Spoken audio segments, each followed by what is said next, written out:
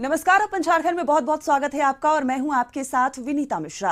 राज्य में कोरोना संक्रमित मरीजों का आंकड़ा लगातार बढ़ता जा रहा है। बुधवार को राज्य में 3,553 कोरोना संक्रमित मरीज मिले हैं, जिसमें रांची से 1,316 संक्रमित कोरोना मरीजों की पहचान की गई है। बुधवार को 63,000 मरीजों की कोरोना जांच हुई थी। 15 दिन पहले राज्य में एक्टिव केस 160 थे, जो अब बढ़कर 10,990 हो चुके हैं। बुधवार को रांची एसएसपी के आवासीय कार्यालय में 40 पुलिसकर्मी कोरोना पॉजिटिव पाए गए हैं, जिसके बाद एसएसपी आवासीय कार्यालय को माइक्रो कंटेनमेंट जोन बना दिया गया है। वहां बाहरी लोगों के प्रवेश पर रोक लगा दी गई है। संक्रमितों को क्वारंटाइन में रहने का निर्देश दिया गया है।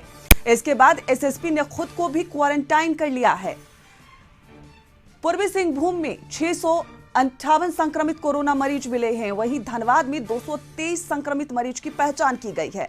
बोकारो की बात करें तो बोकारो में 202, हजारीबाग में 101, कोडरमा में 112, पश्चिमी सिंहभूम में 160, रामगढ़ में 147 कोरोना संक्रमित मरीज की पहचान की गई है। सभी सरकारी अस्पतालों को भी अलर्ट मोड पर रखा गया है। खुद मुख्य सचिव सुखदेव सिंह, अपर मुख्य सचिव स्वास्थ्य अरुण सिंह सभी जिलों के उपायुक्त से लगातार संपर्क कर रहे हैं। वहां की तैयारियों की जानकारी ले रहे हैं। तैयारियों को लेकर आवश्यक दिशा निर्देश भी दिया जा रहा है। आपात स्थिति से निपटने के लिए अस्पतालों में वार्ड को तैयार रखा गया है।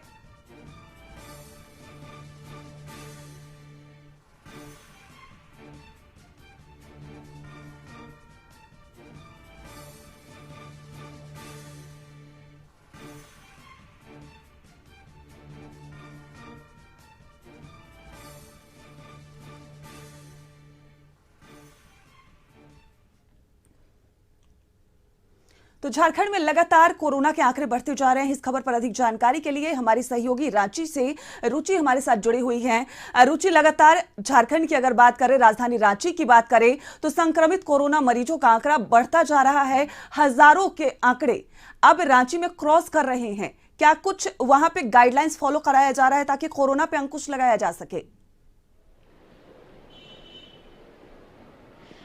विनीता, देखिए, जो प्रतिदिन के जो आंकड़े आ रहे हैं वो काफी डराने वाले हैं। संक्रमितों का आंकड़ा जो है वो कह सकते हैं कि बेतहाशा वृद्धि एक तरह से हो रही है, और इसमें अगर लोगों की सजगता ही काम आ सकती है। और हम अभी विनीता एक ऐसे वैक्सीनेशन सेंटर पर खड़े हैं जहां कि किशोरों का टीकाकरण हो रहा है और कुछ अभिभावक भी हैं। विनीता, जो कोविड संक्रमित हैं वो या तो अगर ज्यादा सीरियस होते हैं तो वो हॉस्पिटल का रुख करते हैं, और अस्पताल का रुख करने के बाद अगर चिकित्सक संक्रमित हो जाएं तो फिर कहा जाए कि ओपीडी की जो सुविधा है वो जो है नहीं, ई ओपीडी किया जाएगा। चूंकि हमने कल सिविल सर्जन से बात की थी तो उन्होंने कहा कि हमारे लिए सबसे बड़ी चिंता की बात यह है कि जो डॉक्टर संक्रमित हो रहे हैं। और कहे विनीता, तो अभी भी जो सड़कों पर है, चौक चौराहों पर लोग हैं वो बिना मास्क के दिख रहे हैं। लेकिन वैक्सीनेशन सेंटर पर जैसा दिख रहा है वो यहाँ कोरोना के तमाम गाइडलाइन को फॉलो किया जा रहा है। और हमारे साथ कुछ अभिभावक भी हैं विनीता, जिनसे हम बात करेंगे और उन्हीं से जानेंगे कि कोरोना का जो संक्रमण है, सर, क्या लगता है, चिंताजनक स्थितियां हैं? चिंताजनक तो खैर बना हुआ है अभी, लेकिन सब पब्लिक को जागरूक रहना चाहिए अभी, ताकि इसका जो गाइडलाइन जो करना है उसको तो फॉलो करना होगा सबको ना, तभी कोरोना कम हो सकता है, नहीं तो फिर तो बढ़ते ही जाएगा। इसलिए हर आदमी को इसमें ध्यान देना चाहिए कि जो इसका गाइडलाइन पास किया गया है उसको फॉलो करें। इसका रोकथाम वही है, और क्योंकि वैक्सीन है, अब दवा तो आया नहीं है इसका। तो एक मात्र शस्त्र के रूप में वैक्सीन है, जिसका कि हम वैक्सीन का दोनों डोज ले सकते हैं। और अब किशोरावस्था के जो बच्चे हैं उन्हें भी वैक्सीन मिल रहा है। हमारे पास एक बुद्धिजीवी अभिभावक भी हैं। क्या कुछ कहना चाहेंगे सर? कोविड का बढ़ता हुआ संक्रमण 8 महीने के बाद इतने केसेस आ रहे हैं, झारखंड वासियों से या राजधानी वासियों से क्या कुछ अपील करना चाहेंगे? ये तो ठंडा ज्यादा बढ़ने से इसका संक्रमण बढ़ रहा है, तो सावधानी रखनी है। इसमें घबराना नहीं है, घबराने से कुछ होने जाने को नहीं है। और बहुत ज़्यादा चिंताजनक स्थिति इसलिए नहीं है कि इसका असर जो है स्वास्थ्य पर उतना बुरा अभी नहीं पड़ रहा है, लेकिन सावधानी रखनी है। वैक्सीन जो कोविड प्रोटोकॉल है उसका पालन कीजिए और सुरक्षित रहिए।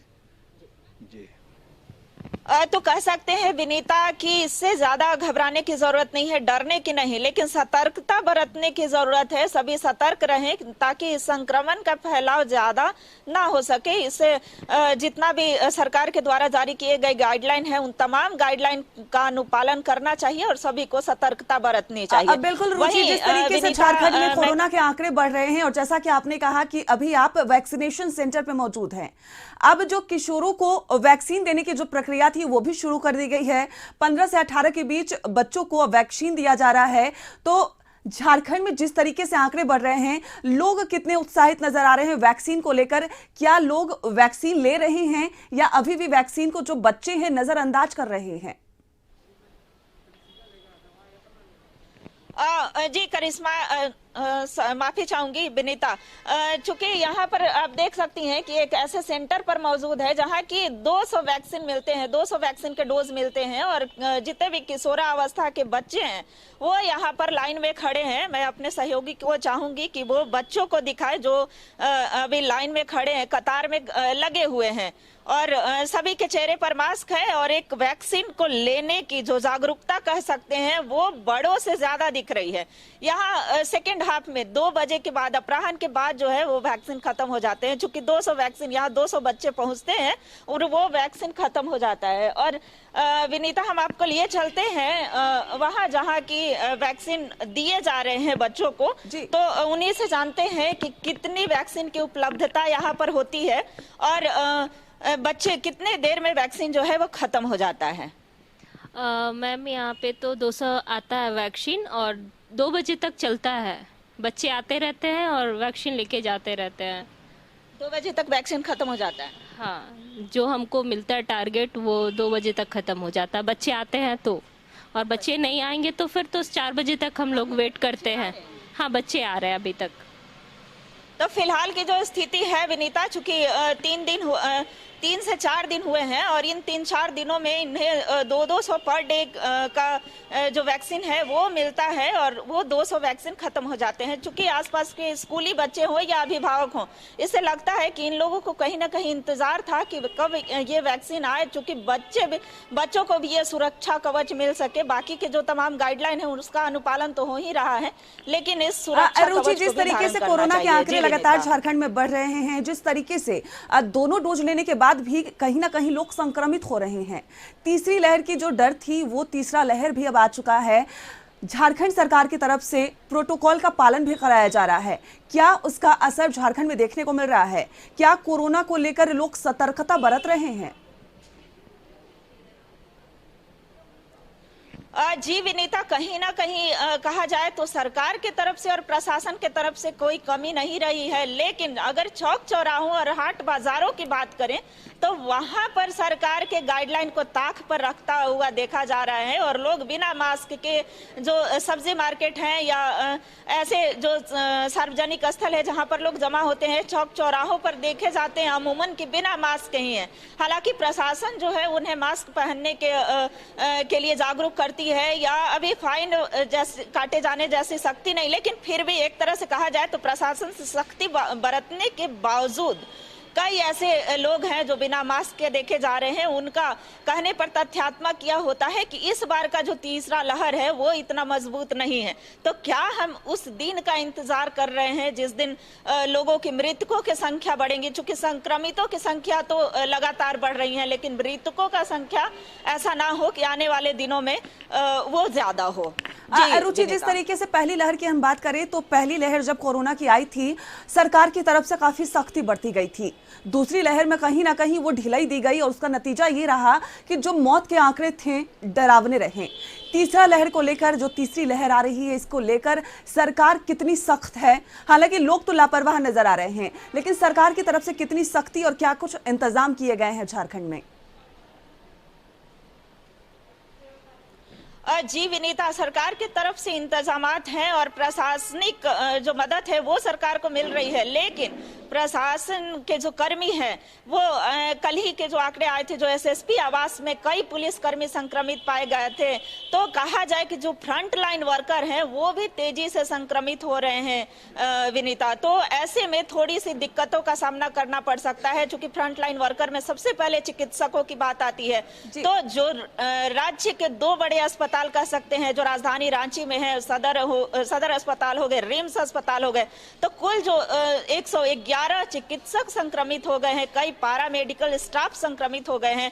वैसे प्रशासन के जो कर्मी हैं, प्रशासनिक कर्मचारी हैं, वो बड़े आला अधिकारी भी संक्रमित हो रहे हैं। तो ऐसे में थोड़ी सी परेशानी, ऐसे में आम जनों को स्वयं से जागरूक होने की जरूरत है, स्वयं से सतर्कता बरतने की जरूरत है। करिश्मा, सॉरी विनीता, तो मैं अभी दिखाना चाहूंगी कि बच्चों का जो है वो टीकाकरण यहाँ पर जो टाइम शेड्यूल है वो टाइम शेड्यूल के अनुसार यहाँ पर शुरू हो चुका है और ये लोग लाइन में, प्रॉपर लाइन में, और बच्चों की उत्सुकता भी आप देख सकते हैं। रुचि, बच्चों से बात करने की कोशिश करिए, वो कितने उत्साहित है कोरोना के टीके को लेकर, क्योंकि अब 18 के बाद अब 15 से 18 के बीच कोरोना का टीकाकरण किया जा रहा है। बच्चों को इसका इंतजार था, बच्चे कितने उत्साहित थे इस टीकाकरण को लेकर? जी विनीता, कितना इंतजार था इस टीका का कि ये वैक्सीन आएगा और हम लगवाएंगे? क्या कुछ अभी थोड़ा डर है या फिर उत्सुकता है? हमारा सेम 1 जैसे ही खत्म हुआ तो हम बहुत उत्सुक थे कि सेम 2 और अच्छे से देंगे।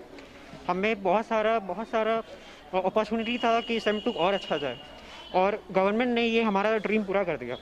जैसे ही हम वैक्सीनेशन कराएंगे तो हमारा सेम 2 का एक अपॉर्चुनिटी रहेगा कि हम ये सेम 2 में और अच्छा कर पाएंगे। तो एक तरह से वैक्सीनेशन हमारे लिए एक अपॉर्चुनिटी है अच्छा करने का, एजुकेशन लेवल में हम अच्छा अपना देंगे, और दैट्स इट।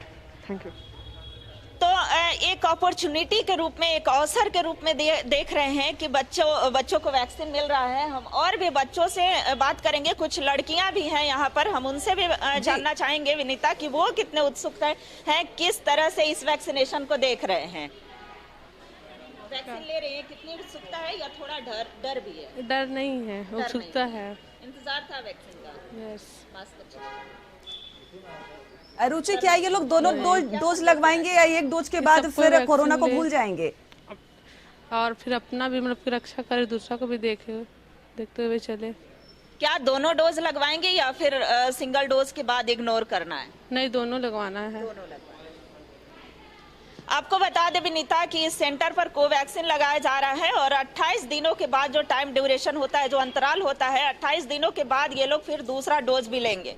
कहा जाए विनीता तो एक तरह से बच्चों में वैक्सीनेशन को लेकर के जैसा हमारा कल्चर है उसमें थोड़ा डर रहता है, लेकिन कहीं से भी नहीं दिख रहा है कि जो किशोरावस्था के बच्चे हैं उनमें जरा भी डर है। वो लोग उत्सुक है, उत्साहित है और एक अवसर के रूप में इस वैक्सीनेशन को देख रहे हैं। बिल्कुल रुचि, और जैसे वैक्सीनेशन जरूरी है वैसे ही कोरोना प्रोटोकॉल जो इस तरीके से कोरोना के जो गाइडलाइंस है उसका पालन करना भी बहुत जरूरी है, क्योंकि दोनों डोज लेने के बाद भी संक्रमण का खतरा खत्म नहीं हो रहा।